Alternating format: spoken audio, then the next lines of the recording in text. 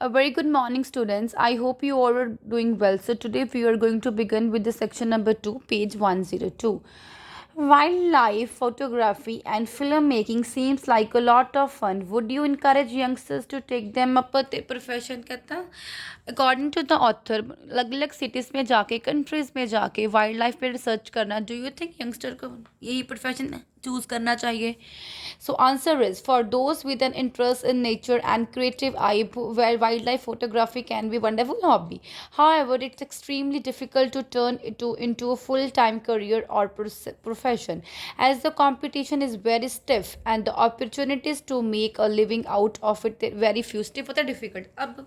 कहता तुम्हें क्या लगता है कि फोटोग्राफी खींच ली फोटो खींच ली तो बहुत अच्छा ईजी है नो कहता we should have an attractive I photographer खींचने में भी एक अट्रैक्टिव आई हमारी होनी चाहिए और वो वही मैन या वही गर्ल सक्सेस हो सकती है हु हैव इंटरेस्ट है ना जिसको वाइल्ड लाइफ पे इंटरेस्ट हो because you saw in this picture ना एक डिफरेंट टाइप का क्रिएचर है फ्रॉग और वो स्टैमिना पे बैठा हुआ है प्लांट के ऊपर बैठा हुआ है तो ये डिफरेंट देखने के लिए कितना अच्छा लगता है वो कहता है कुछ अट्रैक्टिव सा होना चाहिए पिक्चर खींचने के लिए भी और आजकल इतना डिफिकल्ट है कोई लोग एक प्रोफेशन से काम नहीं करते वो हमेशा वो डिफरेंट प्रोफेशन चूज करते हैं As for wildlife filmmaking, it's a very specialized and expensive occupation and not for everyone. कहता है it's a very expensive. ये बहुत cheap है and everyone don't have a time or even anybody have a don't so much money कि वो afford कर सके. A genuine passion for the wild mental and physical stamina, patience and perseverance are essential. Perseverance क्या होता है? Continuously trying to do something without stop stamina क्या होता है कि कुछ अच्छा सा करना लगातार बिना थके ठीक है वो कहता स्टैमिना होना चाहिए एक अदे बंदे में ये नहीं है कि हम थक गए काम कर करके sitting alone quietly in remote locations and putting up with physical discomfort for hours days और even weeks to go get a particular shot और all part of the job कहता we should sit in the remote area means from one city to another city a people should have a patience उसको patience होनी चाहिए कि एक जगह पे बैठ के वो काम कर सके लेकिन इस जगह में हमें बार बार दूसरी जगह पे जाना पड़ेगा क्योंकि ये वाइल्ड लाइफ सेंचुरी है this is a wild life conservation हम एक जगह पर टिक के काम नहीं कर सकते right so it's a very difficult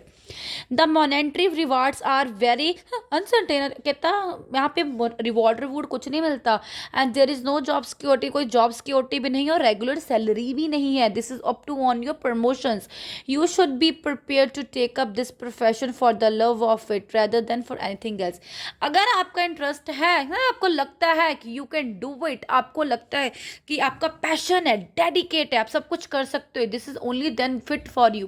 पैसा नहीं है इसमें ये सिर्फ आपकी हॉबी के लिए है राइट फिर वो बोलता है which do you find more satisfying which do you think more comfortable wildlife photography or filmmaking कौन सी है all these activities are rewarding in their own way and closely intertwined with the work I do कहता this is up to you आपको जो अच्छी लगती है photography and filmmaking allow me to effectively communicate the need for conservation for others कहता है ना मेरे लिए ये बहुत अच्छी है क्योंकि मुझे एनिमल से प्यार है तो मुझे लगता है कि मैं फोटोग्राफी से थ्रू एनिमल से बातें कर रहा हूँ राइट वो कहते हैं you have worked on a variety of conversation causes तो मैंने बहुत नेचुरल रिसोर्सेज पे काम किया है ऑलिव रिडली टर्टल्स पे साइलेंट वैली पे रेन फॉरेस्ट पे और स्नेक्स क्रोकोडाइल्स पे उसका कुछ नाम बताओ That conversation causes that is closest to my heart is whichever one I am currently focused on कहता है जिस पे मैं अभी फोकस कर रहा हूँ वो मेरे बहुत क्लोज है आपने देखा दो में उन्होंने स्नेक की पिक्चर्स दिखाई इट मीन्स वो स्नेक पे कर रहा है फोकस और फ्रॉग पे कर रहा है for me all of them are equally important कहता है मैं डिस्क्रिमिनेट नहीं करता भेदभाव नहीं करता सारे मेरे लिए इक्वल है right and deserving utmost dedication utmost तो बहुत ज़्यादा और हर चीज़ के लिए मुझे डेडिकेट होना चाहिए सो सेक्शन 2 में क्या है वो कहता है कि अगर तुम्हें लगता है कि तुम फुल टाइम जॉब कर सकते हो एज अ हॉबी तुम्हारे में स्टेमिना है तुम नहीं थकोगे तो this hobby is very good for you इसमें कोई पे और कोई भी पर्टिकुलर चीज़ नहीं है कि तुमने यहाँ पे स्टे करना है कोई जॉब सिक्योरिटी भी नहीं है अगर तुम्हारे में अट्रैक्टिवनेस है डेडिकेट है पैशन है इस चीज़ का काम करने के लिए तो you will definitely do it right so thank you and have a nice day